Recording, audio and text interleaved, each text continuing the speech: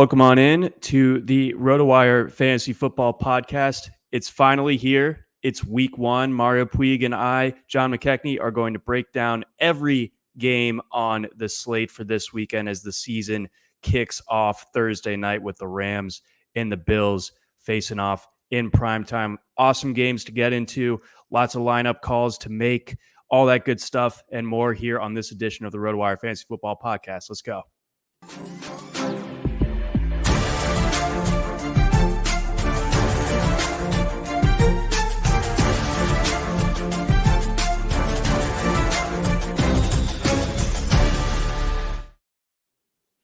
Welcome on in. This is the RotoWire Fantasy Football Podcast. John McKechnie and Mario Puig hanging out with you. It is the opening of the NFL season. We finally made it. We made it through the doldrums of the off season, all the combine stuff, all the draft stuff, all the OTA stuff. It's all behind us. Training camp, preseason, it's over. We're finally here. Your drafts, they're probably finished. Maybe you're finishing one more best ball this afternoon just to get that last share of Jalen Hurts before the season starts. But other than that, it's go time. The time is now, Mario. So how are you feeling on this Thursday now that the NFL is officially back in action?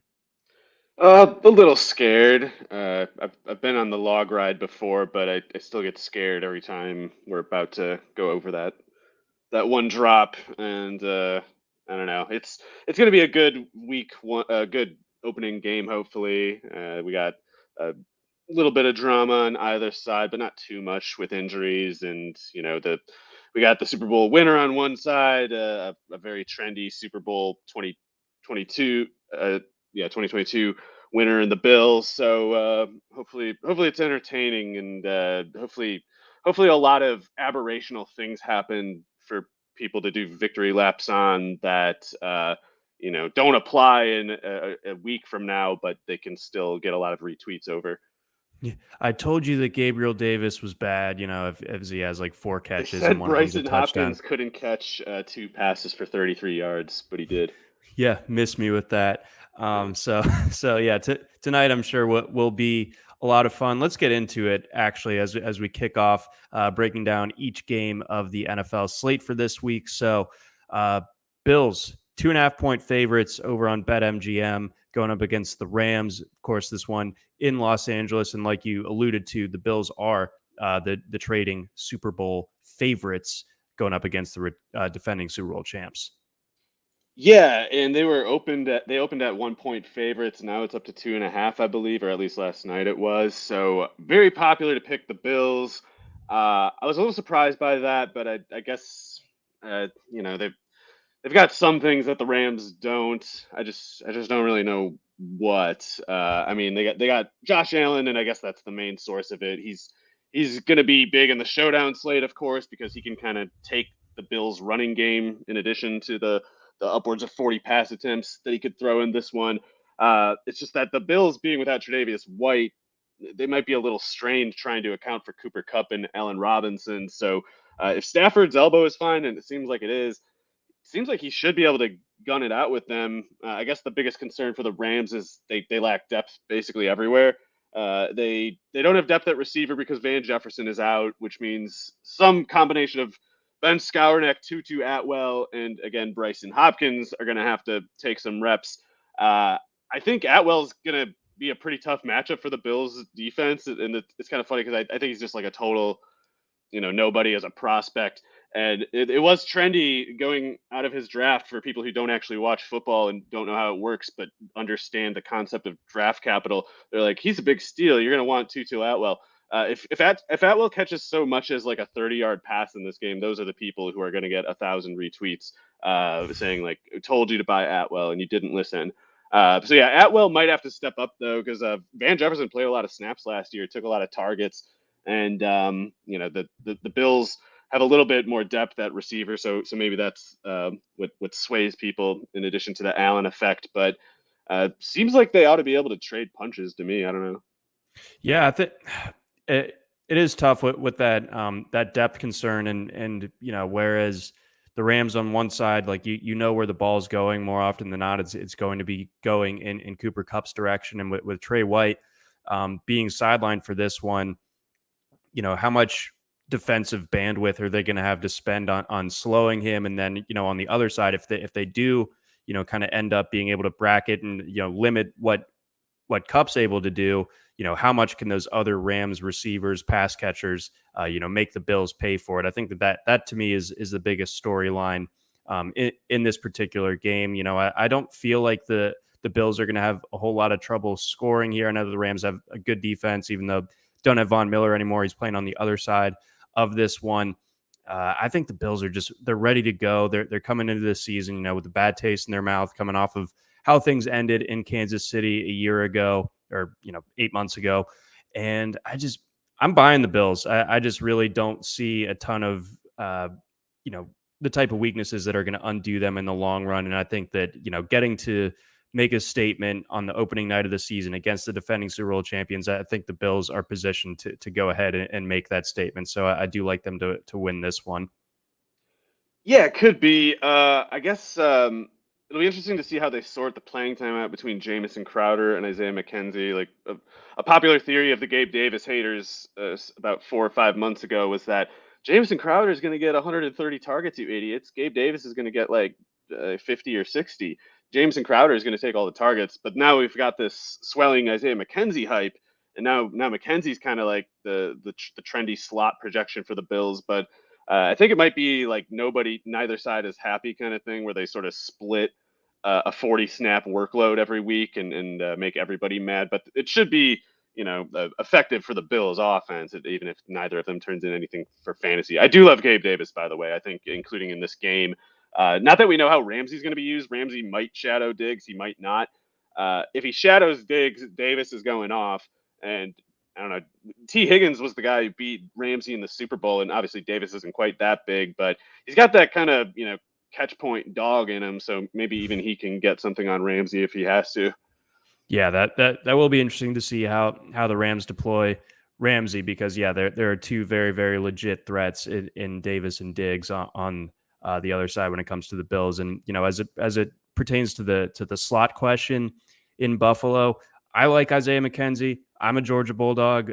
I've always been a fan of Isaiah McKenzie, but I just don't think that he has the frame to necessarily be someone that draws like a particularly high target volume. Like I think he's an interesting guy that you get into the mix once in a while when the defense is so attuned you hand to. him the ball. Yeah. You hand him the ball, and Get the that's ball it. in his And he can hands. do Sure. some things with it, but it's like it just doesn't scale up. He doesn't have that. It's funny. Jamison Crowder is a tiny receiver, and he's 12 pounds heavier than Isaiah McKenzie. Like Right. that's a big Exactly. difference, even though Crowder is still a tiny receiver. Yeah. So the 12 pounds, on the percentage of the overall body weight for those two guys, like that's a pretty significant difference between those two. Let's kick things on over to Sunday here in my backyard here in Atlanta. We got the Falcons playing host to the Saints. Always an interesting game. Rivalry, a lot of juice, but that some of the cast of characters that we've grown accustomed to seeing over the years no longer there. Obviously, Breeze was gone last year. Now Matt Ryan gone from the equation in this one. The Saints have been 5.5-point favorites in this one for the bulk of the summer. It hasn't moved a whole lot. At one point, it was 4.5, but pretty much settled in at 5.5 as we get ready for the season to start. So is this a Saints team that you trust with that many points on the road, even against the Falcons? I guess that's the ultimate litmus test. Right. It's there's a few things going on. I mean, I saw that Dennis Allen supposedly would not commit, to Michael Thomas playing in this game with that hamstring issue that he's had for. I feel like it's been a few weeks. Sorry, I should have looked it up. I feel like it's been almost a month now that he's been kind of sketchy after an initially encouraging start to training camp. But Thomas was listed as a limited participant yesterday. So generally, a guy who's so much as limited on Thursday in Thomas's position is more likely to play than not. If he's in there, then the Saints actually, I think, quietly have quite a bit of firepower on offense. I mean, not just because obviously Kamara being in there, not suspended, that's enough for the Falcons defense to deal with. But giving Jameis Winston all of Michael Thomas, Chris Olave, Jarvis Landry is going to be a tough one in that game. Like what the hell? The Falcons have AJ Terrell and Casey Hayward, and Casey Hayward might be their slot guy with Isaiah Oliver hurt, but it seems more likely that Casey Hayward, now pushing 33 or whatever, and only being like a 4.55 guy as it was coming out of Vanderbilt, uh, he's going to be outside on. I don't know. They could choose to have Terrell shadow Michael Thomas. They only used Terrell on one side last year until something like the last 3 or 4 weeks, and then they let him shadow some really good receiver. I can't remember who, but Terrell did really well with that. If they consider Thomas to be a much bigger threat than Olave, they might have Terrell shadow Thomas. In which case, that would be really tough for Thomas. I don't think Thomas wins that one, and Olave is no guarantee to beat Hayward if it comes to it, but I bet he does. At least Hayward now. It's Hayward 8 years ago. That's a different question. But Hayward Sure. now, Olave should be able to beat him. And Jarvis Landry running against Darren Hall in the slot, that's a big mismatch. That's not even accounting for Deontay Hardy, who can do the kill shot within 20 snaps in any given game. I think he had big games against the Falcons last year too. So there's a lot of receivers. Whoever's on Terrell is probably not doing anything, but the Saints have upwards of 3 other targets who have big advantages here. So the Saints should be able to score. The question is how much the Saints defense has left, and how much the Falcons offense might have improved. If Drake London's in, that would certainly be helpful. It would be concerning if he isn't. Not for London, really. He'd be back the next week is all, but it would be tough for the Falcons to stress these very good Saints corners if they don't have Drake London. What's interesting, though, is as good as those corners are and as much as they have clear advantages over the Falcons receivers, if one of those corners is on Kyle Pitts, he can, A, still beat any of them, I think, and B, if any of those corners is not on Pitts, then it means we don't know what's going on with Marcus May, I guess, the Saints safety. He had that gun charge or something. If he's out, then they also just traded Chauncey Gardner-Johnson, of course, who's main slot guy and can do some safety looks. So the part of the field where Pitts might run the most is all of a sudden a bit of a question mark for the Saints. Whereas last year, they had Marcus Williams too last year. That was a huge difference. Like that was a definite strength. Now it might not be. If Marcus Mariota can get Kyle Pitts going, I think the rest can fall into place here. And I think it could be a good DFS target as long as, we need Mariota to not get hit too much. And the Saints do have 3 good pass rushers at least. It's not going to be easy. But if Pitts can take the game over, I think the Falcons can make a real game of it. Yeah, I like the Falcons to somehow find a way to keep this one reasonably competitive. And, those question marks that you brought up on the Saints side, really interesting. As it pertains to, season-long lineup decision, are you starting Olave regardless? And if Michael Thomas is out, does that somehow actually become a problem for Olave in the sense that he might get the Terrell treatment? It could be. I mean, if I was the Falcons, I'd put Terrell on Olave for sure. I mean, I might do that even if Thomas is playing, because Casey Hayward can get beat by Thomas, I'm sure. But when you get beat by Thomas, it's a 12-yard first down. If you get beat by Olave, it's 6 points. So, yeah, it could be a tough matchup for Olave. I will say I'm glad that all my shares of his are in best ball. It is not going to be the easiest thing in the world to guess when he goes off. So it's hopefully, I guess, people have like viable 4 wide receiver builds where they can just put him in the flex or something and have good enough running backs to carry it otherwise. But yeah, if he gets Terrell, that's going to be a brutal week 1. And if he has any success against Terrell, it's time to make even. It's time to make the rookie of the year odds very stingy on Olave if he so much as gets to like 50 yards on AJ Terrell. Yeah, no, that would be extremely impressive. I really like the setup for Jarvis Landry though. If you're in a position of having to start Jarvis Landry this week, I think you want to change that over the longer term, but this is the week, if any, to have to start Jarvis Landry. Good call there. And then last fantasy thing to touch on, Cordarrelle Patterson. It's a tough matchup on paper. I mean, I think he had that he had like that 6 catch for 120-yard game against them. It's probably sprung on one big play last year. It's a tough on paper matchup in no small part because the Falcons' offensive line probably sucks, and the Saints' defensive line. I don't know much about a guy like Shy Tuttle, but Cam Jordan, even though he's aging, last year anyway, he was still totally dominant. Peyton Turner got hurt last year, but he looks totally good. What's his name? Davenport gets hurt all the time, but if he doesn't, he's all of a sudden like a 15 sack guy. So there's a lot that can go wrong at the point of attack for the Falcons, and that's how they would fall apart. It's easy enough to imagine it. But one thing that's interesting, I forgot to mention before, not just as far as the center of the field coverage goes, it's not just that they traded Chauncey Gardner-Johnson, that Marcus May, I don't know what's going on with him, but Demario Davis has been like a total shutdown guy in the middle of the field for the Saints, and he may well still be one this year, but age is creeping up on him. I think he's 33 now, or he might be 34 in something like January or something like that. Super toolsy guy, so he can age better than a lot of players, but they've been as good as they've been on defense with the constant variable of Demario Davis playing at a dominant level. And if he so much as loses a step, that could have been like, the thread kind of holding it all together. It might be tearing a little bit. And if you can get them to just kind of break a little bit, everything else is liable to get renegotiated too. Everything else can be, compromised to some extent. And it is mostly Demario Davis who matters for Cordarrelle as far as getting that yardage, getting into the open field and pulling away from the defense as a pass catcher. So it's a tough matchup for Cordarrelle.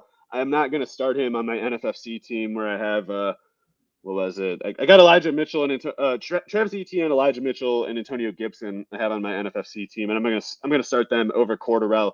But if I had to start Cordarrelle in a flex spot, I wouldn't be gloomy about it. But the disclaimer is I'm probably a lot higher on Cordarrelle and the Falcons' offense than most people.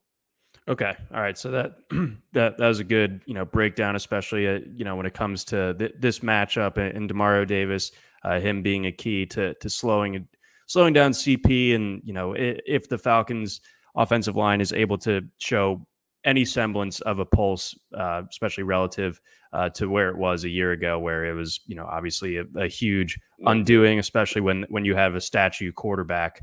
Somewhat like Matt Ryan, that I think it was smart of them to go after mobile guys like Mariota and like Desmond Ridder. I think that can help smooth it over a little bit. I don't think it fixes everything, but they benched two of last year's bums. I guess Hennessy, the center, might get back in the starting lineup. It's not like the guy replacing him looks great or anything. And Jalen Mayfield's on IR technically, but it looked like he had been benched in favor of Elijah Wilkerson, who also probably sucks. But as long as he's better than Mayfield, and it's easy to be better than Mayfield was last year.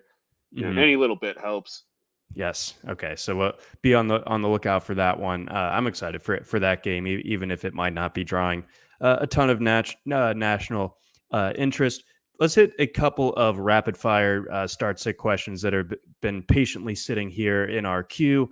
Appreciate everyone watching the live stream, of course, and if you're catching this on the pod afterward, appreciate your listening as well. Frederick wants to know Pickens, Dubs, or both this week. Sorry. The Bengals and who the I would go Dubs, but I love Pickens, of course. I just hate that situation. If Deontay Johnson is out, I don't know what the likelihood of that is. I guess he had some shoulder thing. If Deontay Johnson's out, maybe then you go with Pickens. But if Deontay Johnson is in, I think I go with Dubs. All right, noted. And then Rodgers or Burrow. So kind of dovetailing off that question a little bit. Aaron Rodgers. Yes, man, I like Burrow by a decent chunk, honestly. I get it. I have Burrow on my NFFC team, and I've gone overthinking this one already because he didn't do that well against the Steelers last year, and the Steelers' offense I think is going to be I think the Steelers get just totally lit up in this game. I'm worried about the defense having a little bit. Their run defense was the worst in the league last year, so Joe Mixon could get hot pretty easily. And I think if the Bengals get 2 scores, it's not really in their nature to run it up by throwing it. So I think I would go with Rodgers, but adding the disclaimer that's kind of a maybe belligerent thing to do. I think the Vikings being at home are likely to be pretty good on offense, even though the Packers defense looks pretty tough. And if Kirk Cousins gets to, 280 and 2 touchdowns, that I think Rodgers playing on the road has to throw more passes than he would at Lambeau, for instance. And I worry about the pass attempt falling with Burrow too, in addition to, him just not being the guy who scores touchdowns, even if the Bengals do score a lot of touchdowns. Well, As someone who got victimized twice last year by the Bengals running it up, I disagree with your premise on them being petty and and not doing that. I think it's well within their nature to go ahead if they see that opening, they are going to I mean, it's a little completely let it different when you explode. have TJ Watt and Cam Hayward out there to make you think twice about it. I mean, the Ravens were kind of toothless, but anyway, yeah. For whatever it's worth, I lean Rodgers this time, and I'm pretty sure it's the only week this year I would feel that way. Got it. And then let's see, a couple more. Delroy wants to know Tony or Ayuk this week. I guess we got to worry about is Tony practicing yet? I didn't even notice. Um, I think if Tony's and if he's not, obviously limited, I would He lean is his. clear of the injury report, according to one rotowire.com. Yeah, he's not. I just looked too. He's not on the injury report. I think I'd go with Tony. I mean, I know Ayuk's interesting and people got a lot of hope for him, but I worry that Bears 49ers game could go pretty quickly. I think both teams could run a lot in that one. And in the Bears case, I expect them to play low tempo too. So the Bears might do annoying things where they take up like 7.5 minutes on a 40-yard drive where they punt. So I do worry about that with the 49ers game. And I think they just don't need to throw much to take care of the Bears. Yes, throwback to the college game from last weekend, but Rutgers had a first and goal that turned into a punt. The Bears could do that in the NFL. I was ready for a first and goal that turned into like a safety on an illegal grounding call because They were if they got like two more downs, it definitely could have happened. And if the Bears find a way, they certainly could as well. We'll pause it for now on the questions. We'll obviously get back to more of them as the show goes on. But first, we got a message from our friends over at Blue Wire, and we're heading on third game here. Indianapolis going down to Houston to face the Texans. Indy 7-point favorites in this one on the road. The Matt Ryan era begins in Indianapolis. Your thoughts? So when I was talking about how I'm overthinking Burrow this week with my NFFC team, the alternative that I'm considering is Matt Ryan. And I think I'm going to end up going with Burrow, but it's so tempting to me just because I think, well, first of all, it's 6 points per passing touchdown. And I think uh, we expect the Colts to probably score a decent amount of points in this game. Maybe the Texans defense overachieves. I guess they're definitely better at corner than they've been in a long time. I just don't think that was ever, relevant with this matchup. It's like they're going to get just lit up in the trenches, and anytime that's the case, the team that's dominating at the point of attack is going to kind of just roll. Then again, the Colts, if they do put up a lot of points, it's like they could get 2 touchdowns from Taylor, a touchdown from Hines on the ground. I guess I'd be surprised if they had more than 3 rushing touchdowns. But if Ryan only throws 1 touchdown and they're at 28 and they get 2 field goals, like 34-13, it's a blowout and Ryan still doesn't do anything. So I'll probably go with Burrow there, but I am drawn by just like the point total on the Colts side there. The problem is too, it's like we don't have much reason, in my opinion, to think the Texans offense does a whole lot to push the issue. I mean, Davis Mills, for whatever it's worth, I mean, he definitely surprised me last year. I didn't think he would do as well as he did last year. And yet, I think we've seen cases like his in the past sour with when the exposure continues. Like an extreme recent case, I guess, being like Gardner Minshew. Not that Mills is doomed to that, but last year was encouraging, but not necessarily meaningful. And I like Nico Collins, but I don't think he matches up very well with these corners. At least not on the outside. He doesn't. So Damian Pierce, I know he's pretty much the most hyped, the most relatively hyped player in recent weeks, with the seeming announcement that he's the starting running back. But this is a pretty tough matchup with him, even without Shaq Leonard out there. Colts got a pretty nasty interior defense with Grover Stewart and DeForest Buckner. Like DeForest Buckner alone is a nasty interior defense. So Grover Stewart's like a proper double team guy too. I think this might be a sluggish game for the Houston offense, and I think the Texans might be kind of comfortable all game, and I don't know if they really need to get anybody's numbers run up in this one. Okay, all right. That all makes sense to me. Yeah, I could certainly see this one. When you laid it out as far as Taylor getting a couple scores, Hines jumping in for one, and then Pittman probably catches one, and then there you have it. And that's probably too much for I this do like Texans Mo team Alley to Cox overcome. in this one. If Stingley's playing tough against Pittman, if they had some other corner that's pretty good that I can't remember. But yeah, I expect them to be in scoring range quite a bit. And anytime the Colts are throwing in scoring range, I think Mo Alley Cox is gonna pop up. Well, speaking of Mo Alley Cox, got kind of a deep dive question here Oh from god, Gassan. Jelani Woods, is he worth picking up in redraft? I don't think so, and I'm like the guy that likes Jelani Woods only the two most. tight end, only two tight end, and even then it's like maybe not. And you certainly don't have to. But yeah, I don't think Woods is doing anything to personally. No, Not yeah, this year anyway. very, very, very developmental. Is kind of the most charitable He took a read I long can while give to on that. catch on in college too. He needed like 3 years. I'll blame Mike Gundy for that one, and I will sing the praises of one Bronco Mendenhall for using him properly, because once he got used properly, he was awesome.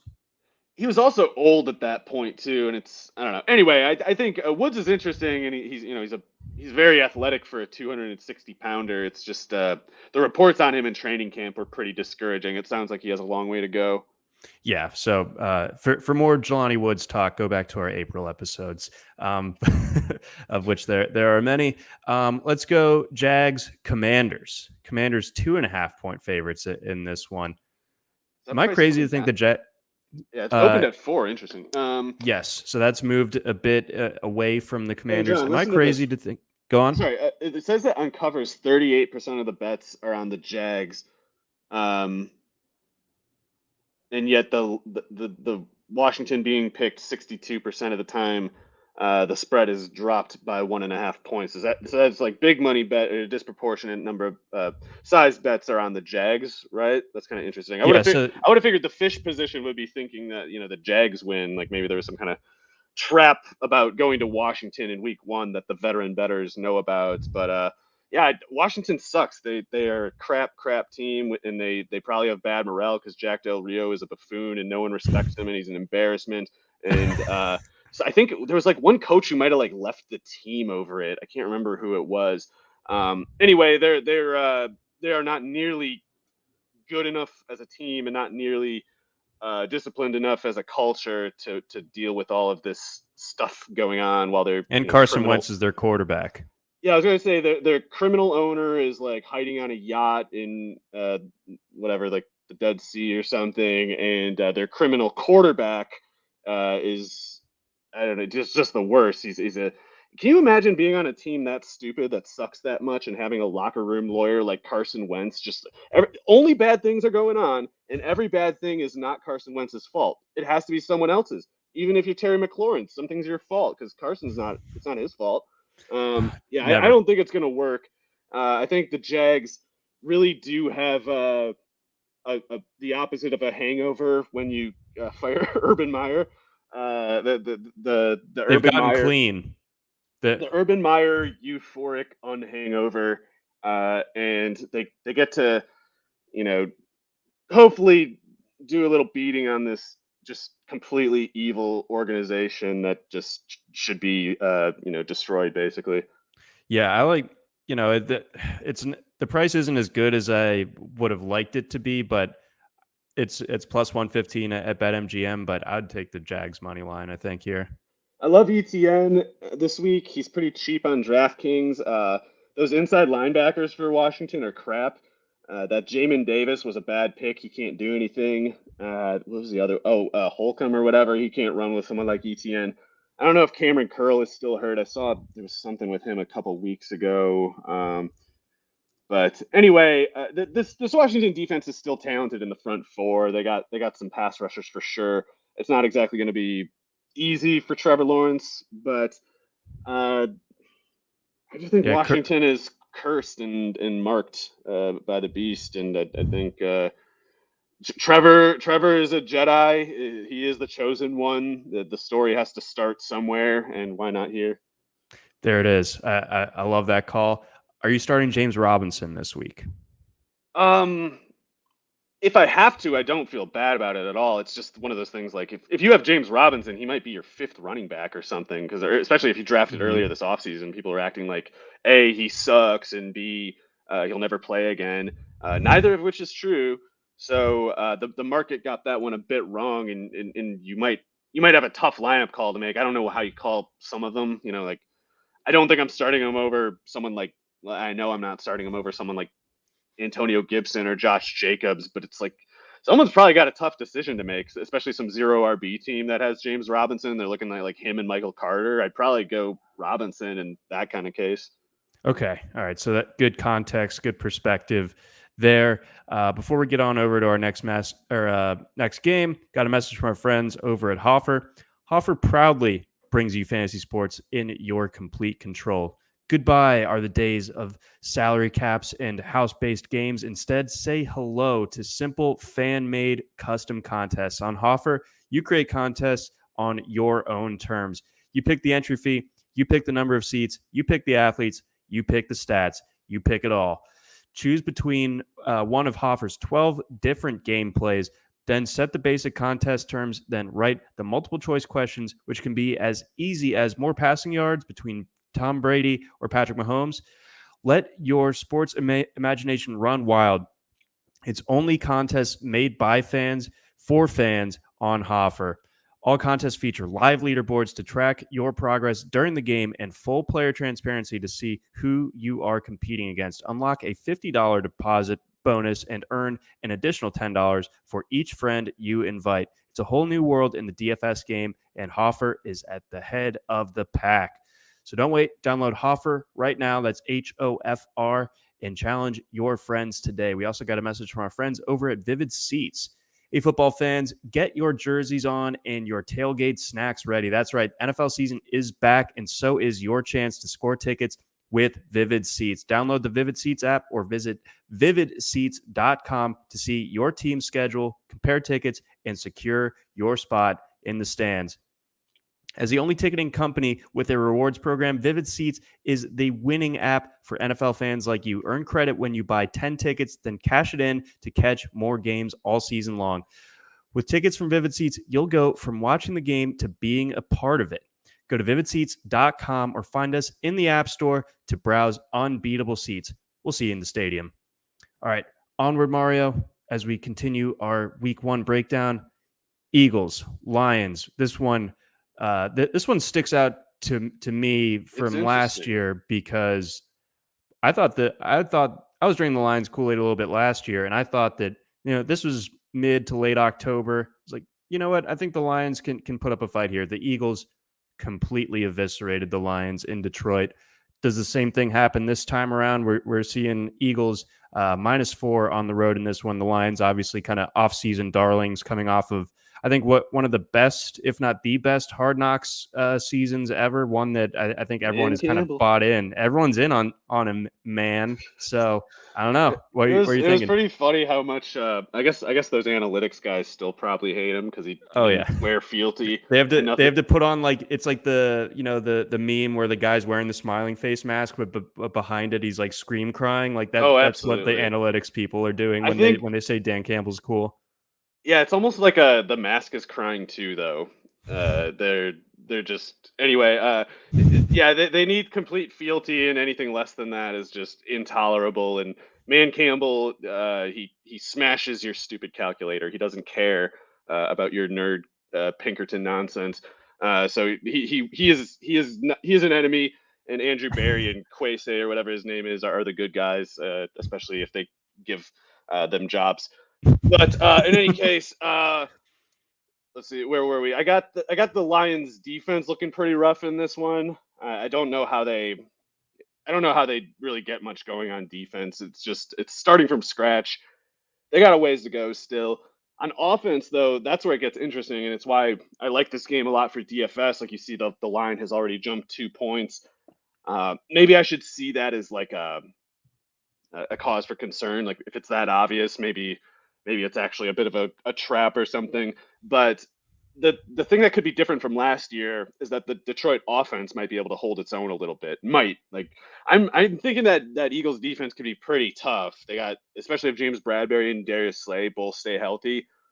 Those two are really tough for number one type receivers. It's like Slay can he can stick with those Amari Cooper types. Bradbury can match up with the really big receivers. They got some good players there. They added Chauncey Gardner-Johnson, who's an upgrade over Avonte Maddox in the slot. They might get a little bit better linebacker play. That's mostly just because the linebackers were incredibly bad in recent years. It's not because they're necessarily good now. But adding excuse me, Jordan Davis to that defensive line is really interesting. I think that could make the Eagles really, really tough because they got some good defensive linemen waiting to break loose with him drawing the double teams. I just don't know if it's going to happen in this game because the Lions might have the best offensive line in the whole league. So I think they might be able to kind of hold off what will otherwise be a surging Philadelphia pass rush.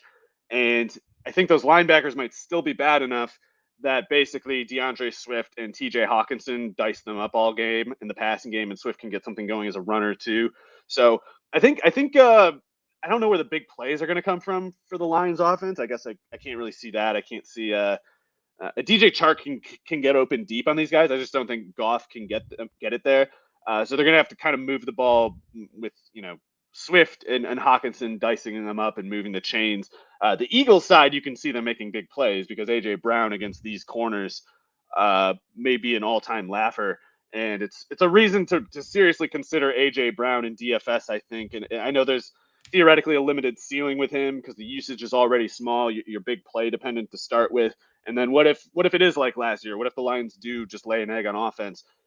In that case, AJ Brown probably is not doing a whole lot, admittedly. But if the Lions offense makes this a game, AJ Brown can just kind of go to question mark like against these guys. How much AJ Brown exposure do you have in best ball? I feel like Not I'm that I'm much. perilously light on AJ Brown. Yeah, I don't have that much, but I don't regret that. I think his price was pretty high. I don't think anyone who picks him needs to regret taking him though. I think it's one of those things like he will come through.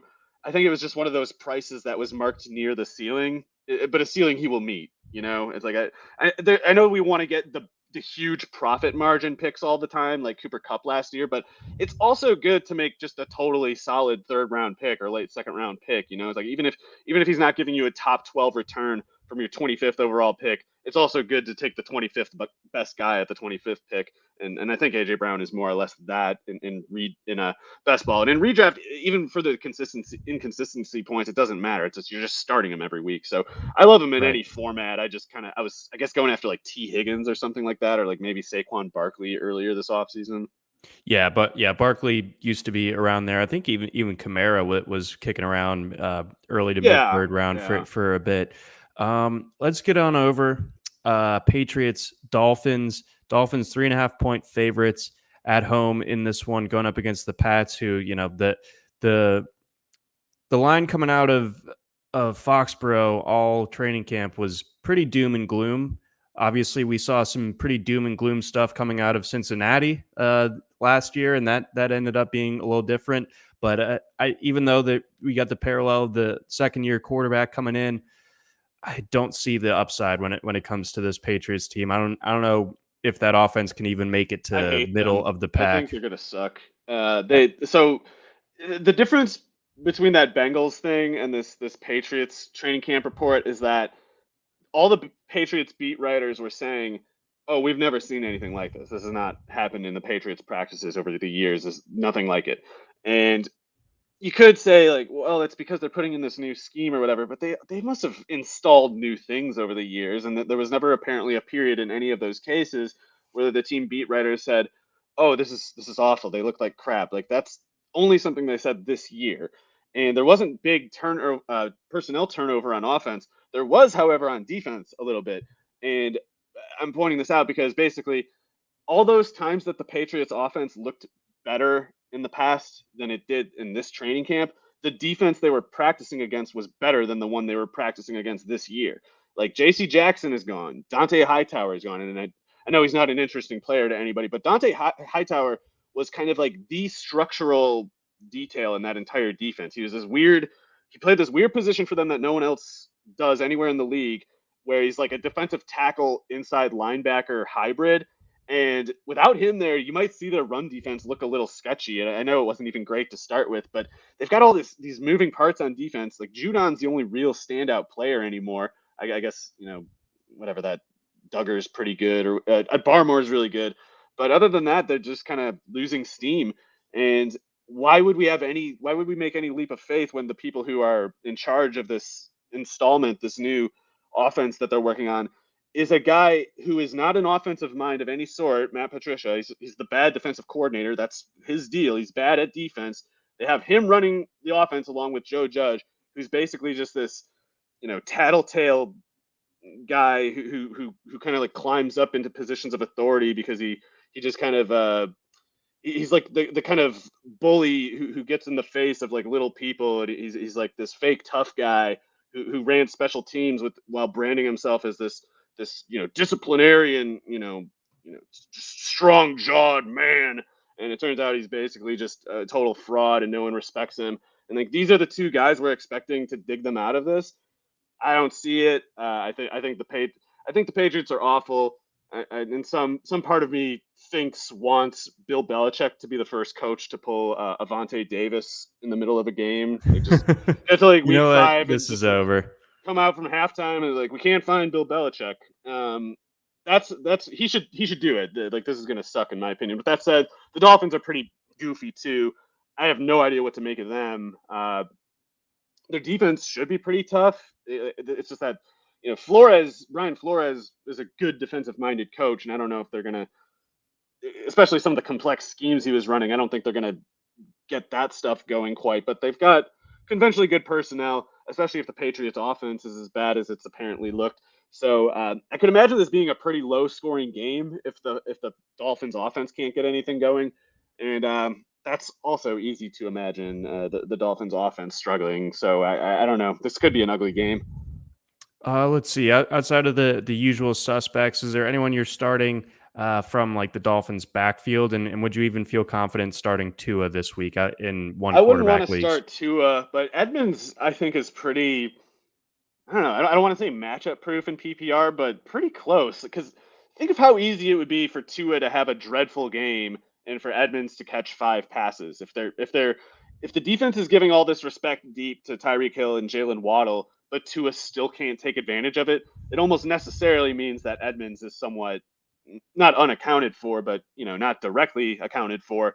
And a defense will always let an offense have a 7-yard catch to a running back on 3rd and 10, and they might see that scenario a lot. So I like Edmonds almost regardless of who they're going against, really. Okay, I dig it. I dig it when it comes to Edmonds, and Only in then PPR though. Daniel wants to know, coming off this game, Amari Cooper or Ramondre Stevenson in the flex. I'd go Stevenson, but the disclaimer there is maybe I'm a little too critical of Jacoby Brissett. I don't know. I really don't think he can.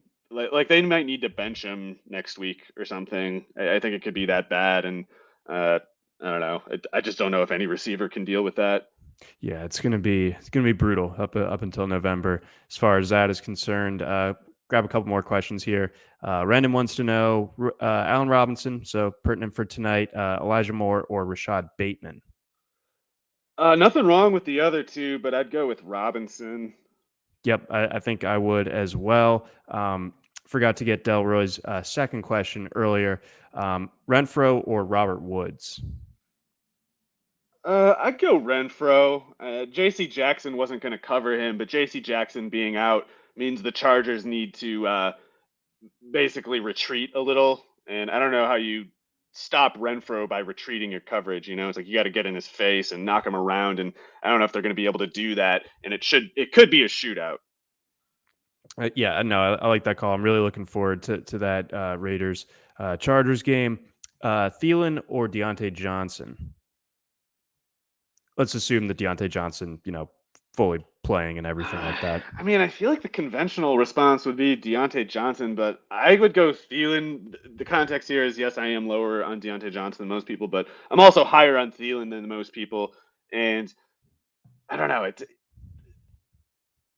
I guess the way it would go wrong for Thielen is if for some reason the Vikings match him up against Jair Alexander every play. I don't like that. I don't like Thielen that much. But if he's running against Stokes and whoever the slot corner is, I think Thielen in that projected shootout should be pretty good. Whereas in the Bengals and Steelers case, I see it as more like a one-sided shootout. That I don't know if Deontay Johnson's even going to get really like a fair shot with Trubisky. Yeah, it could be ugly. As someone that has to start Trubisky in a two quarterback league, I'm feeling quite queasy, to say the least. Let's move on over a couple of kind of maybe not the best that this slate has to offer. We got the Niners, Bears, and Browns, Panthers. Niners 7-point favorites in Chicago, and the Panthers 1.5-point home favorites. That line, of course, has moved a decent bit in light of all of the quarterback development on both sides of this particular matchup. So, your thoughts on these two? 70% of the bets, according to covers, is on the Panthers, and yet that line is not moving. That's interesting. Um, I just think Brissett is so bad that I can't see the Panthers blowing it. I don't know, maybe they find a way anyway. Uh, the the Bears 49ers game, I was mentioning on the radio with Joe. I think this is a very predictable outcome. I think that after this game, you're going to see a ton of takes like Trey Lance sucks. We knew it. Trey Lance sucks because he could go like 11 of 20 for 140 yards and a interception in this game as a passer, and the 49ers could still win by like 14. I think my background there, for whatever it's worth, is that I'm extremely high on the 49ers defense. I think DeMeco Ryans will be one of the next coveted head coaching hires. And I think his defense this year could be one of the best of the past few years. I think they're totally loaded. And the Bears are the opposite of that, especially on offense. So I think the 49ers defense just totally wrecks them. And I think the 49ers run a lot, don't really feel much pressure. And Lance, the times he does throw might look kind of ugly because this is an ugly place to play. The Bears defense, I think, might surprise some people in the secondary. Like, I think Eberflus is probably a pretty good defensive coach, even if he's going to be a bad head coach, even if the Bears suck. Like, he'll have them coached well enough that they won't be just total no-shows on defense. And uh, their corners are actually could be pretty good. I mean, I don't know that much about Kyler Gordon, but Jalen Johnson, in my opinion, is very good already. Eddie Jackson, I guess, could show up and have another 9 interception season one of these years. I don't know. But it's not the easiest matchup for Lance, I think, despite this being a overall pushover team that the Bears are. So, would you be so bold as to bet the under 40.5? Man, it's already down a point and a half. I would have liked it more at 42. I do see it turning out to be something like, I guess we got the Robbie Gould revenge narrative that we have to think about Ooh, too. So yes. maybe My God, maybe he's still around. maybe we get 3 field goals in this one or something. But yeah, I'm thinking something like 27 or 28 to like, I don't know, nothing, 7, something like that. All right, you heard it here first, folks. And then let's get on over. Were there any other lingering thoughts on Browns Panthers before we keep going?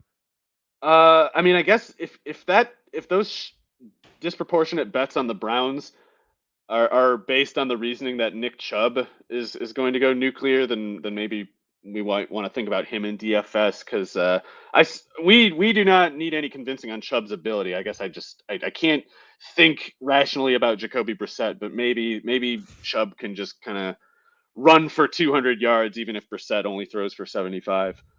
Yeah, Chubb had a quote this week, which is rare to begin with, and I think it was like the most pot He never stirring talks. thing that Chubb has ever said. Where he obviously gets asked about Baker Mayfield, and he's like, "Well, we all know Baker, so he's going to show up," or something along those lines. That's Just the kind of like equivalent of insinuate Nick Chubb. That's Nick Chubb's equivalent of he's when going like Jamal full Lewis. Antonio Brown. No, when Jamal But Lewis was about to play the Browns and he said, "I'm going to set the single game rushing yardage record today against the Browns." That's basically Nick Chubb's version of saying that right there. real RotoWire NFL podcast people know that I went to that game, but John was there. It's probably I why it was. happened. That was legit. I think it was like 11 or something, but that was first That was play, that was a pretty 82-yard amazing touchdown. day. If we had Twitter back then, people would have just there would have been just strokes left and right. Oh my lord. Yeah, the best. That was the The Browns were down. halftime update on that one was like, so you might have remembered earlier we said Jamal Lewis said something about setting a rushing yardage. Hey, he's got 250 yards in the third quarter. On like 12 carries, if Yeah. that. Just absurd. All right, I'm on Chubb now. It's happening. All right, we are Chubb pilled. Speaking of the Ravens, they are going to New York to face the Jets. Mario, my one piece of Joe Flacco attire just says I couldn't elite quite on it. figure out what your shirt was earlier, but I didn't see enough of it to care either. But that's a good shirt. Thank you. Yeah, it's man, the drama, Mm, the yeah, the pageantry, all of the it. intrigue. It's, yeah, J- yeah, Joe probably sucks now. He might be better than Zach Wilson. I don't know. I don't know what the Ravens' defense is either. It's tough for me to think them through. I mean, I expect Marlon Humphrey to bounce back after a kind of down year last year. And Marcus Williams is going to make them tough to throw to down the seam. So we'll see. Marcus Peters, is he coming back okay? Is everything good with him? He's been back practicing. He's questionable. He's been limited All a right. little bit. So I would expect Humphrey Brandon to. Stevens might have to play a little bit more. I can't imagine that Peters gets like a full snap count. Right. I kind of expect then Humphrey to almost shadow Elijah Moore. They often use Humphrey as their main slot corner in recent years. Not that he often shadowed, but if Elijah Moore is often in the slot anyway, they might as well just put Humphrey on him because he's so much more dangerous than the other receivers on that team, in my opinion. And if they can remove Elijah Moore or limit him, I think the Jets are just kind of reduced to a check down team, like running with Brees Hall and Michael Carter and checking down to them in the passing game. So, uh, like, I don't think Corey Davis matches up well with these kinds of corners, especially if they're pushing things to the outside effectively with Marcus Williams. And then they got these big corners using the sideline aggressively as sort of like a 12th defender. It could be pretty tough to throw on them, especially outside and especially downfield. So, I don't expect Flacco to generate much yardage. Maybe he gets like 2 touchdowns because the Jets get in scoring range at some point. But I think that if they're going to move the ball, I think they have to do it on the ground.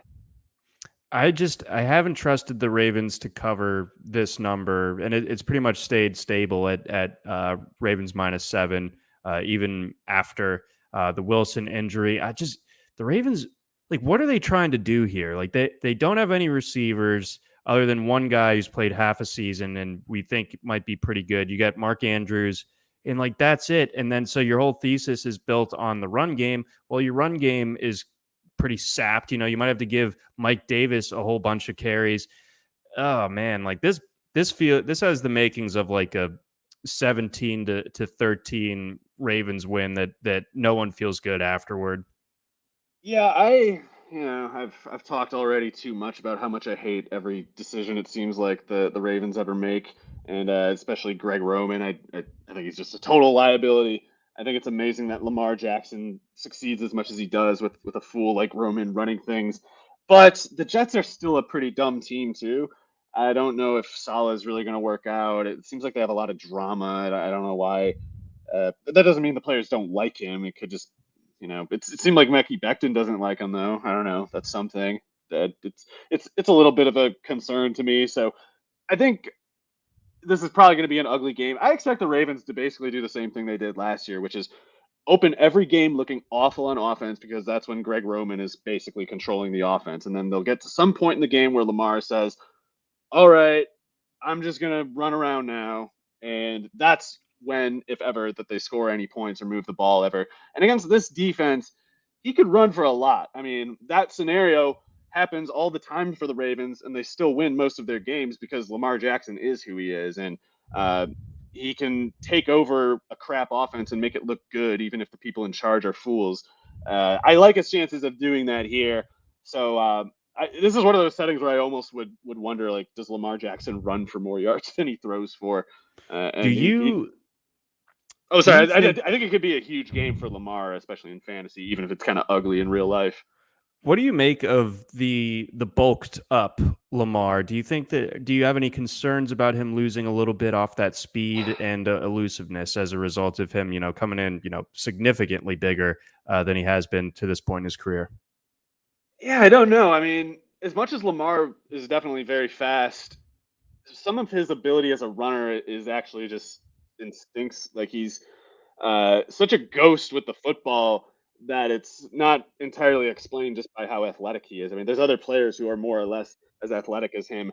He's just totally on another level when it comes to manipulating space. Spatial intelligence is like he can just kind of instinctively like realize things and act on observations without consciously experiencing any of it. He's like Philip K. Dick's Golden Man, where it's just like his instinct is he just immediately calculates the one way out of any trap that he's in, and he's like infallible uh, processing wise, so he always finds a way out. It's like that's just Lamar. You put like 8 defenders around him, and somehow he's past them, and then no one really knows what happened. So if he starts taking hits because he's like, oh, I got all this muscle now, I can take hits, that would concern me. I feel like that would show that he actually him getting caught would be like the way that we see something changed. Hmm. Even as much of it as he runs, he never really gets hit that much. He jumps into piles sometimes, but he just has a way of not getting hit, even though he does. And if he's no longer able to demonstrate that, then yeah, the bulking up probably didn't even help. But I don't know. I think he'll be fine. I think if anything, he was just like he should have bulked up a while ago. He was like a little skinnier than he should have been all this time, I think. Yeah, I mean, absolutely. I mean, he was just the MVP season. He got away with it because like no one was touching him, just flat out. Period. Basically, until that Tennessee game. Uh, Last couple of years, obviously missed a little bit more time these last couple of seasons, and so I assume that helped fuel the decision to bulk up a little bit to be able to stand up to the course of the longer season now. But yeah, but like you said, if we start seeing him get caught a little bit more, starting to get squared up a little bit more, then maybe you raise a bit of an eyebrow. And loved the Philip K. Dick reference there, even though I've not read that, but It's a short I know story. Yeah, it's it's not one of the big. Yeah, but still good and interesting little concept there. I wish I could get out of traps, but nope, can't. Just not get easy. yeah. Someone gives me uh, like a maze from like a TGI Fridays kids menu. I'm toast. It's over. Forget about it. Let's move on over. Bengals Steelers. We've touched on this one a decent bit, so that we'll kind of skirt past that one. Packers Vikings. You're kind of expecting this one to be pretty high scoring, some back and forth. Maybe. I mean, both defense. The Packers defense looks good on paper. I guess the Vikings doesn't really. And not that Mike Zimmer is a great defensive coach or anything, but he's at least pretty good. He can coach a corner. He's good at being a defensive backs coach. So maybe that defense kind of just gets sloppy without him there, and they don't have a ton of talent to begin with. So we'll see how that goes. The Packers defense could be pretty tough, and yet I don't know. I think Justin Jefferson doesn't really lose to anybody, even if it's Jair and Thielen. Like I was talking about before, not to just take for granted that he's going to be as good this year. I mean, he is getting up there in age, so eventually it's going to start tailing off. But last year it didn't, and I feel like people have underestimated him for like 3 years in a row now. So I'm not really writing off Thielen, and I think he can. If he's on Stokes, I bet he can beat him. He can definitely beat Russell Douglas. So there should be some ways I think for the Vikings to move the ball, and if they do, then I'm not exactly high on Rodgers this year. I'm low on him this year, but I think this Vikings defense could be questionable enough that Rodgers, you know, more or less plays the way he has the last couple of years. And if he does, then we do have a shootout because the Vikings will, go up tempo, increased urgency and response. And if they can keep pushing it, and if the Packers don't look sluggish and crap on offense, it could be a bit of a shootout. I guess, yeah, certainly the Chiefs Arizona game I like better, and maybe even the Detroit Philadelphia one. I might be a little more confident in that one too. But I do like Sammy Watkins this game. I think if not to assume Dubs is behind or anything, I think the two outside receivers are clearly Dubs and Watkins. I think Christian Watson, even though he's practicing, is just a bad pick. They shouldn't have picked him. Wasn't even worth like a first 4 rounds in my opinion, let alone nearly outside of the first.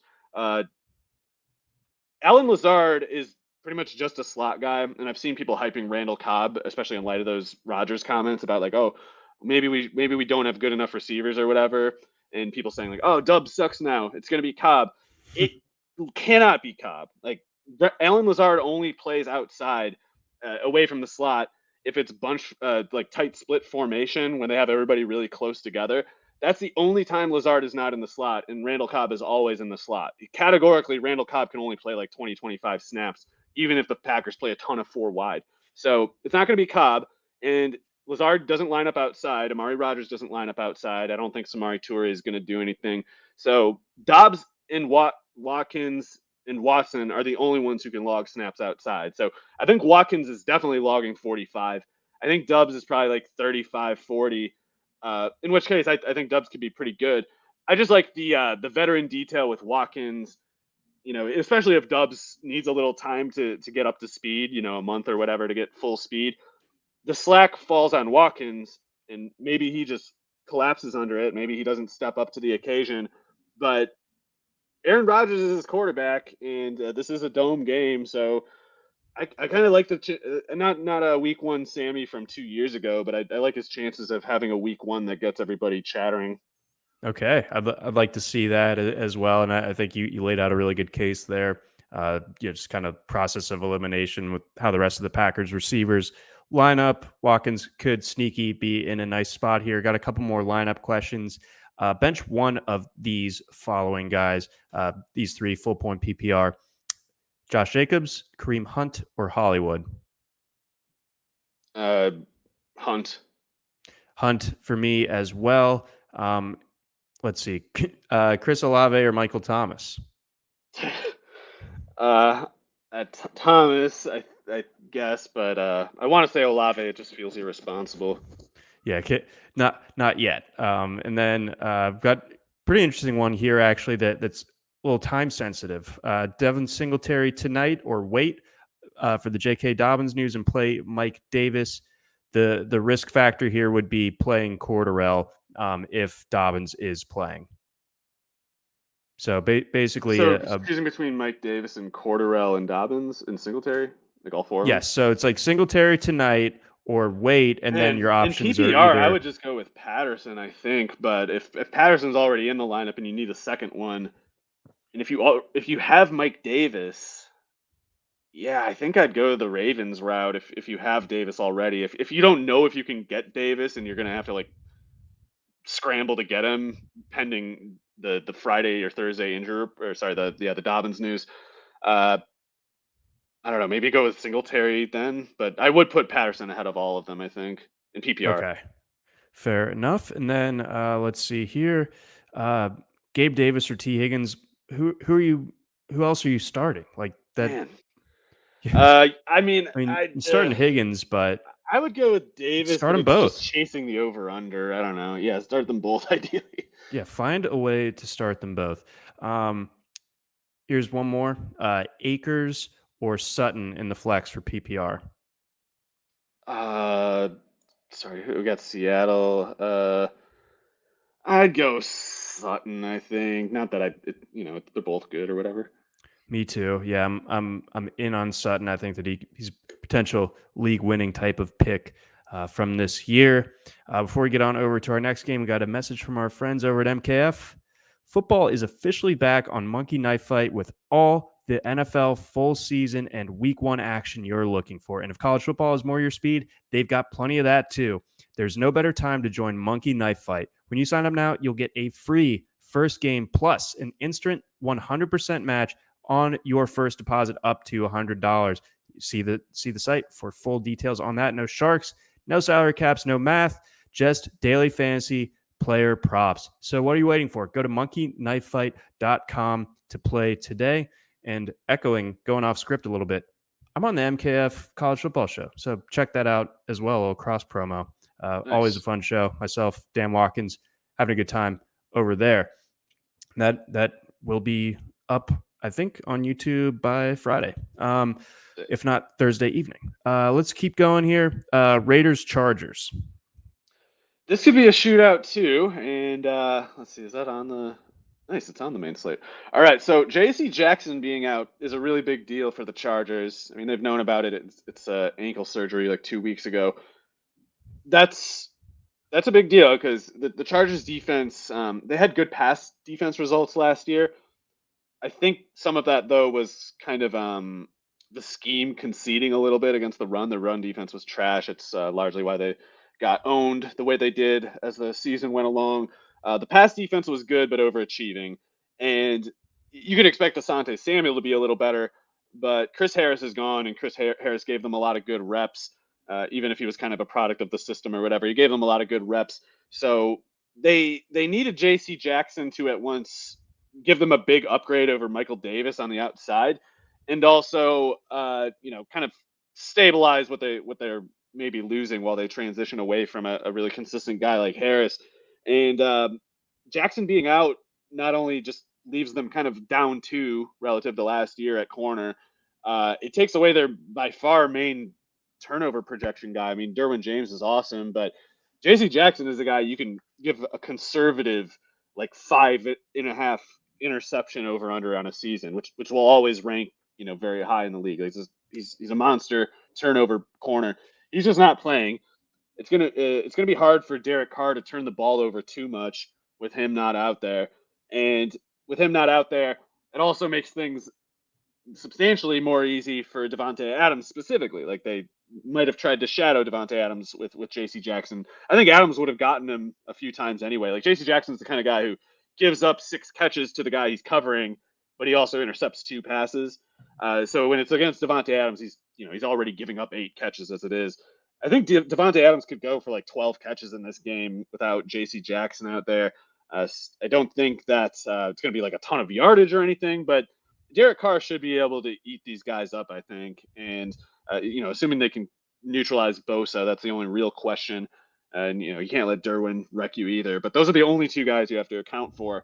The rest, I think, are just kind of at a disadvantage here. So if the Chargers can force the issue with their offense, if the Raiders can force the issue with their offense, then we can kind of take for granted, I think, that the Chargers offense will be pretty good. Hopefully that's not too hasty. I know the Raiders got a couple good defenders, but I think Herbert's going to get going. Austin Eckler definitely going to get going.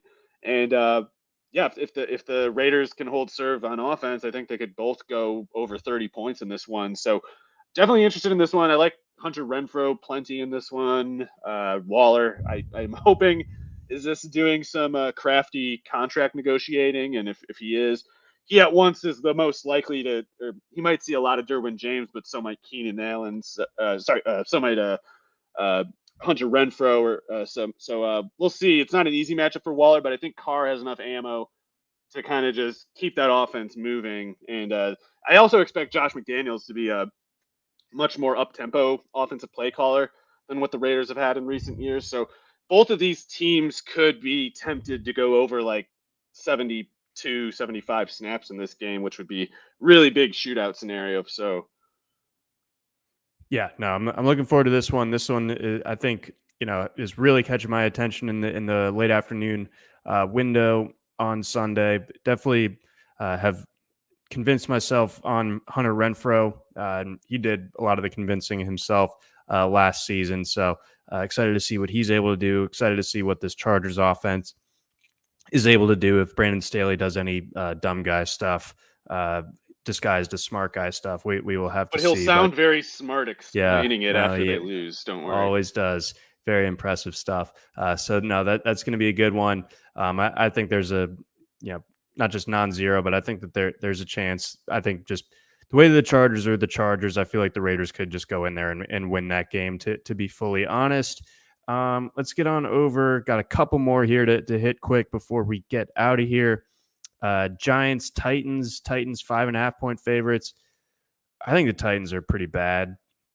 I mean, I know the Giants are pretty bad, but I mean, I don't feel comfortable trusting the Titans with more than a field goal, even against a really bad team when they're at home. So I think I'm just going to take the points, hold my nose. It's tough for me to think through this one. I'm not as high on the Giants offense as I was a couple weeks ago. Oddly, it's because they cut Blake Martinez, the linebacker, which was just a bizarre thing to do. Even if he was overpaid, even if he's coming back from an ACL, it was like that's the kind of move you make as a team when you're sort of just vibing through it. Like you didn't have any plan, you just kind of got up that day. It was like, what if we cut Martinez? Why don't we just like get rid of our leading snap projected guy, that linebacker, and just see why not do it?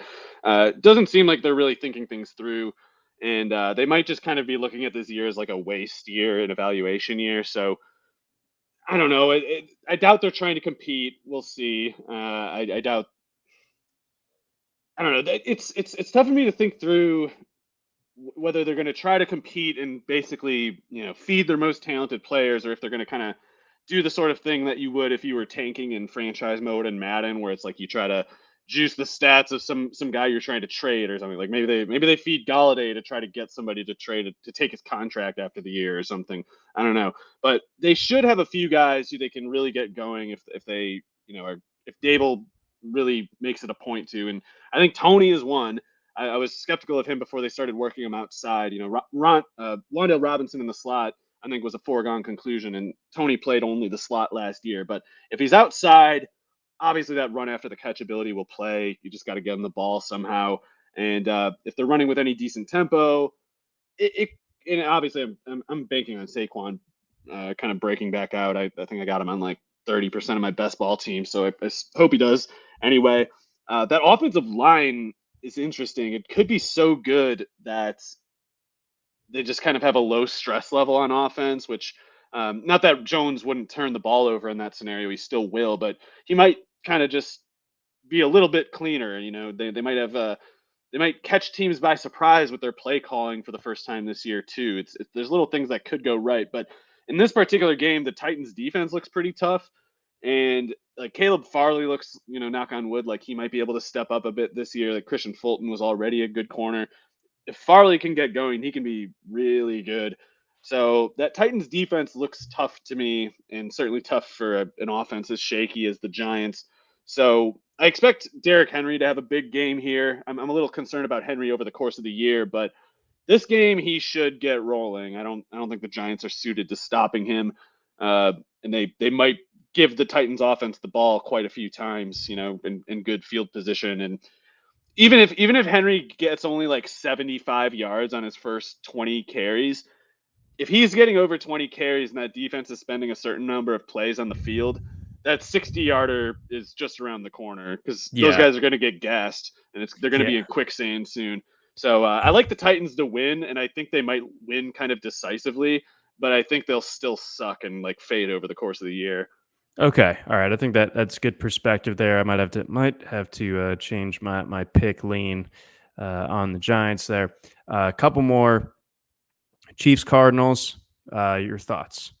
Maybe This, it's this kind game of a this game chalk has trap. ballooned. It's like What's that? the spread on this one has ballooned. It was like 3.5 a couple weeks ago on the Chiefs side. Then it was 4.5 earlier this week. It's 6 now. Yeah, and it seems like the big money and the modest money are kind of both on the Chiefs in that timeline. Like 61% of the bets, and now they're up the 2.5 points. It's moved since it's opened.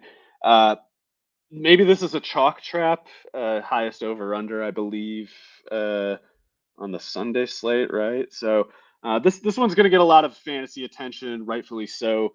It's helpful that it's in Arizona rather than Arrowhead, especially from the Arizona side. It's like if Arizona was going to Arrowhead, I'd just kind of say like, yeah, whatever. Kyler's going to get rocked here. Mm-hmm.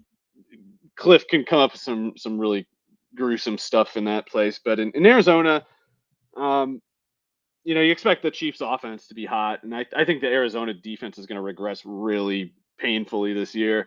They don't have Chandler Jones. They don't know really what they're doing with these linebackers, Isaiah Simmons and Zaven Collins. Like, I think they're both talented, and I think Vance Joseph is a good defensive coordinator. But the front office for the Cardinals is just run by some of the dumbest, most negligent people on the planet, and they don't have a coherent collection of personnel. Their corner personnel, aside from Murphy, is trash. I think he was a slot guy last year. So they're vulnerable outside probably, and they don't have the same pass rush as last year to account for it. Like Chandler Jones can help you get away with bad outside corners. Uh, Marcus Golden, he's hurt or something too, I think. It's not the same thing. That defense is going to fall off a cliff, I think. And Chiefs offense is a great opponent to really make them look bad. I think the Chiefs can run for a lot in this one. I think they can throw for a lot. I'm expecting Juju Smith-Schuster to get off to a fast start. Um, I think the Chiefs will really move the ball well in this one. So the question for me is kind of how much can the Cardinals move it? And I think the Chiefs defense is a lot better than last year. I think the Chiefs defense is going to shock people this year. I don't know if it will this week. They've got some kind of like they got some new faces on defense. Like Trent McDuffie's probably really good, and he could probably do well as a rookie, maybe even in this game. But they're breaking in him. I don't know if that Joshua Williams guy from Tennessee State or whatever is getting worked in. Uh, they got Justin Reed at safety, and I actually think he'll be better than Matthew. But sometimes things are just a little wonky in week one, especially if you got a bunch of new players on some unit. So I can see the Cardinals getting off to a fast start here too. Like Rondale Moore, he's a really nice DraftKings pick, I think, at 4,000. I'm expecting Marquise Brown to get going in this one. I think he's got some limitations, but I just love this scenario for Marquise Brown. Like up tempo shootout in a dome, teams playing aggressively, and the target share certainly in his favor with DeAndre Hopkins suspended. So I love Marquise Brown, and I know he's going to be popular in DFS, but I can't get away from him and AJ Brown and Rondale Moore. I think it sets up really nicely for those guys, and Juju I like a lot. Okay, good calls. All right, good targets from this game for your DFS interests out there. All right, let's hit the primetime games. So we got Bucks, Cowboys, and then we got, of course, the Russ return to Seattle. So your thoughts on Bucks, Cowboys, and starting things off with what's Dak going to be able to do with all of the attrition in that pass catching group.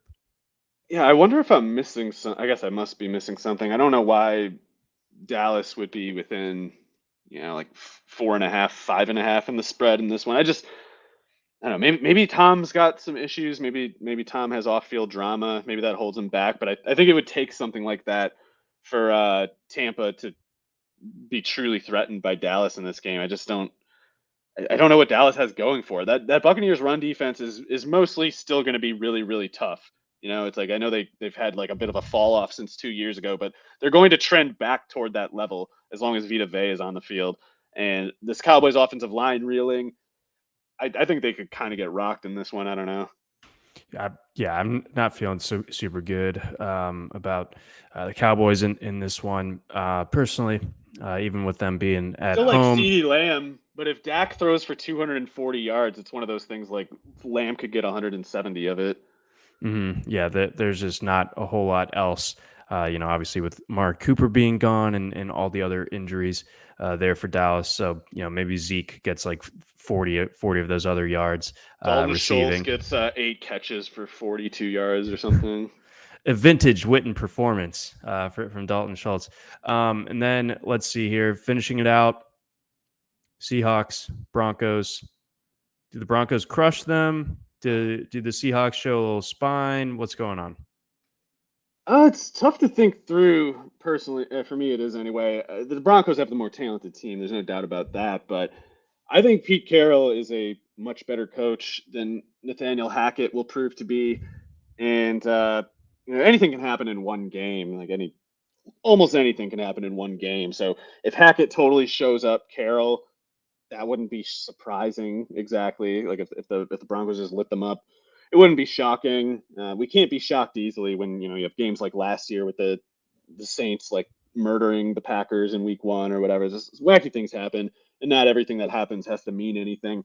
But I do think Hackett is a buffoon, and he's got a lot of like first time coaches on his crew. He didn't have much suction as a head coaching hire. Like he couldn't get Getsy to join him, and Getsy went to the Bears. And granted, he's technically the play caller for the Bears. Maybe Hackett would technically want to be the play caller for the Broncos, but Getsy's not getting promoted to a head coach as the offensive coordinator for the Bears, and yet he went there. So I haven't heard great things about the people on the Broncos staff. I think Hackett is a extremely dubious character to start with. I think Carroll is a lot more crafty than people give him credit for too. And one thing that's definitely true, Pete Carroll's guys love him and they play hard for him. They respect him. I don't think anybody respects Hackett. I think the Broncos are going to be one of those teams like the Cowboys where, yes, they have a lot of talent, but you just can't quite take for granted that they'll show up on the field the way you do other coaches, other teams. So with that said, Russell Wilson is, of course, just such a huge upgrade over Drew Lock and Teddy Bridgewater. You can barely quantify it. And he's got Cortland Sutton, Jerry Jeudy, KJ Hamler. If Hackett isn't a complete moron, they have Albert Okwuegbunam posing a dangerous threat to defenses. Like Hackett's in this position where he's at risk of having less respect for Albert Okwuegbunam than defenses do, which is how you really would know. That's how you would really mark him for an idiot coach. And I don't know if he's quite that. It takes such an egregious level of stupidity to reach quite that point. I don't think he'll quite get there. And I think out of necessity, the Broncos will kind of have Okwuegbunam revealed to them because they'll have to go to him out of desperation at some point. Like Russell Wilson needs that middle of the field down the seam shot. And I don't know who other than Hamler can give him that.